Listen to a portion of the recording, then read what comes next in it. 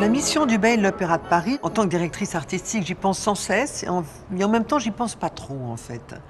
C'est paradoxal, parce qu'en fait, je crois que précisément, on a la chance d'avoir cette tradition, on a la chance d'avoir, de manière incessante, une évolution de ce qu'on peut appeler la danse baroque, qui est devenue la danse classique, qui est devenue la danse académique, on parle de néoclassicisme, de danse contemporaine, de moderne. En tous les cas, on est une compagnie que je trouve très important, qui est à la fois dans sa tradition, dans une tradition qui ne cesse malgré tout d'évoluer, une tradition vivante, et en même temps, on est le reflet d'une époque. Quand j'étais nommée dans ces étoiles, je m'y attendais pas du tout. Ce que j'ai ressenti, c'est d'abord l'accomplissement d'un rêve de petite fille, donc un grand bonheur. Et ensuite, tout de suite après, je me suis dit, mais quand je regardais les Danseuses étoiles, quand j'étais petite, elles me faisaient toutes rêver. Et pour moi, elles étaient parfaites, elles étaient exceptionnelles.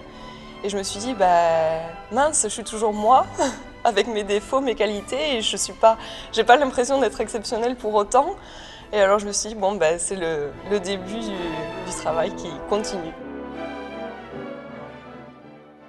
Une journée type de danseur étoile et une journée type de danseur de corps de ballet, c'est finalement quand même un peu la même journée. C'est-à-dire qu'on prend le cours tous les matins et ça c'est toute la vie.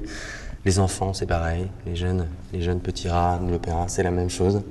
Donc on prend un cours, on se met à la barre tous les jours, on tire sur son corps, on essaye de sculpter, de trouver des lignes, de trouver des angles, de trouver une pureté en fait, et puis de chercher aussi beaucoup, c'est ça qu'on essaie de faire, de chercher l'équilibre pour pouvoir tourner, pour pouvoir se suspendre, pour pouvoir sauter, essayer de rester suspendu. Donc on cherche ça nous tous les jours. On se rend compte que les danseurs sont de plus en plus attentifs à tout ce qui les accompagne. Et ils ont d'ailleurs bien raison, hein. Et c'est vrai qu'on ne peut pas parler de santé, mais on peut parler d'attention, notamment au sol, notamment au plancher, qui devient un véritable partenaire.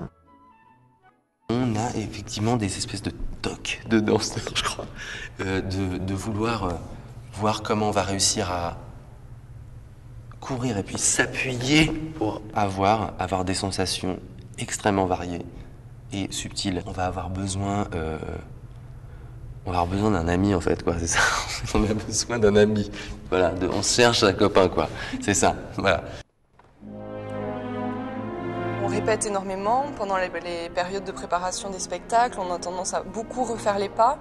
Et donc, pour éviter les blessures ou la fatigue musculaire, c'est très très important d'avoir un sol qui sera parfaitement adapté aux besoins des danseurs.